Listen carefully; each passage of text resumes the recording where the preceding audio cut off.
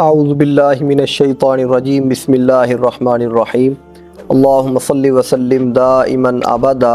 علی حبیبک خیر الخلق کلہم۔ آج ہم سورہ آل عمران کی آیت نمبر 47 کا ترجمہ اور تفسیر پڑھیں گے۔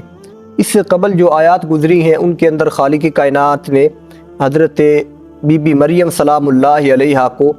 حضرت سیدنا عیسیٰ علیہ السلام کی ولادت کی خوشخبری دی اور ان کے کچھ اوصاف جو ہیں وہ بیان فرمائے۔ آج کی آیت طیبہ کے اندر حضرت بی بی مریم سلام اللہ علیہا کا اپنے رب کی بارگاہ میں ایک عرض کرنا بیان کیا گیا ہے۔ حضرت بی بی مریم سلام اللہ علیہا اپنے رب کی بارگاہ میں عرض کرتی ہیں کہ اے پروردگار، کیوں کر ہو سکتا ہے میرے ہاں بچہ، وَلَمْ يَمْسَسْنِي بَشَرٌ، حالانکہ ہاتھ تک نہیں لگایا مجھے کسی بشر نے، مجھے تو کسی بشر نے مس نہیں کیا، تو میرے ہاں بچہ کیسے ہو سکتا ہے؟ حضرت بی بی مریم سلام اللہ علیہا کو جس وقت ایسے بچے کی ولادت کی خوشخبری دی جا رہی تھی تو اس وقت آپ کنواری تھی۔ بطور تعجب اپنے رب کی بارگاہ میں عرض کرتی ہیں کہ باری تعالیٰ کیسے میرے ہاں بچہ ہو سکتا ہے؟ اب یہ بطور تعجب اس لیے پوچھا گیا کہ کیا میری شادی ہوگی اور شادی ہونے کے بعد بچہ پیدا ہوگا، یا ایسے ہی جس طرح میں کنواری ہوں اسی حالت کے اندر مجھے بچے سے نوازا جائے گا؟ تو خالق کائنات نے ارشاد فرمایا قال کذالک،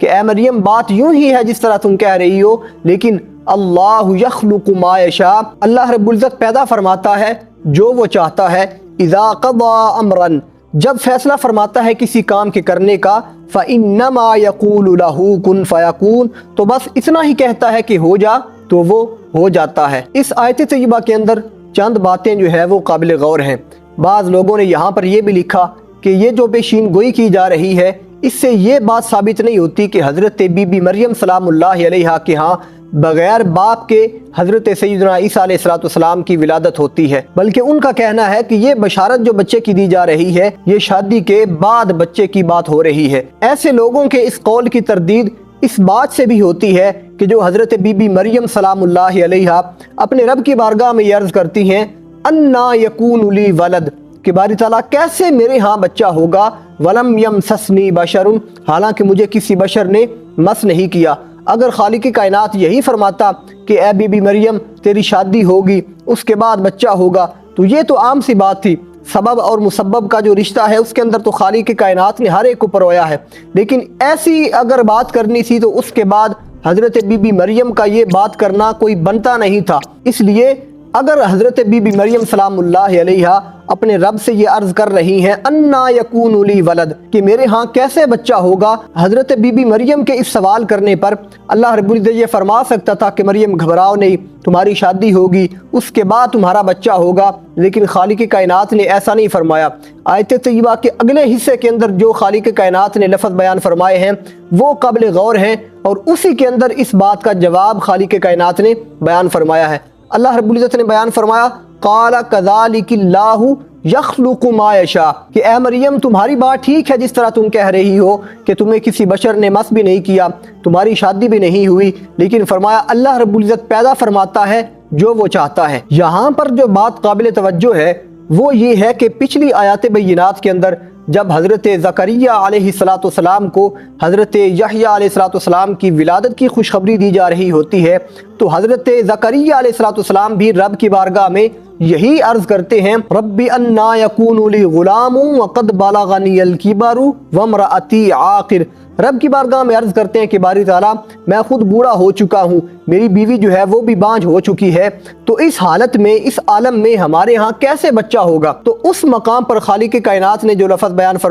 فرمایا قال کذالک، بات ایسے ہی ہے جیسے تم کہہ رہے ہو، لیکن فرمایا اللہ یفعل ما یشاء، کہ اللہ رب العزت کرتا ہے جو وہ چاہتا ہے۔ اب اس مقام پر خالق کائنات نے یفعل بیان نہیں فرمایا بلکہ یخلق بیان فرمایا، اور فرمایا اللہ یخلق ما یشاء، کہ اللہ رب العزت پیدا فرماتا ہے جو وہ چاہتا ہے۔ اب اس مقام پر ہمیں فعل اور خلق کا جو لفظ ہے ان دونوں کا معنی اور مفہوم سمجھنے کی ضرورت ہے، پھر ہمیں حضرت بی بی مریم سلام اللہ علیہا کے اس سوال کی سمجھ آئے گی جو وہ اپنے رب کی بارگاہ میں کرتی ہیں۔ سب سے پہلے ہم سمجھیں گے کہ جو لفظ فعل ہے اس کو کہاں پر استعمال کیا جاتا ہے۔ مفسرین کرام نے یہاں پر لکھا لفظ الفعل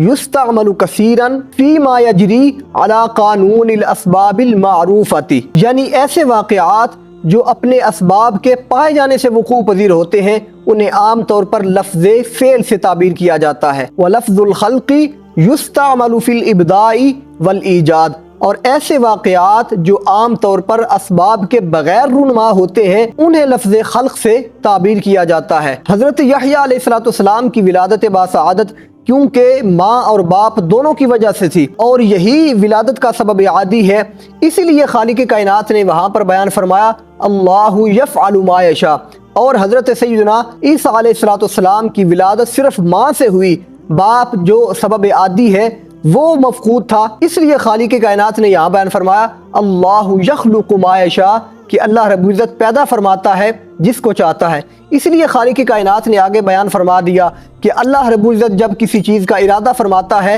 تو بس اتنا ہی کہتا ہے کن کہ ہو جا، تو فرمایا فیکون، تو وہ ہو جاتا ہے۔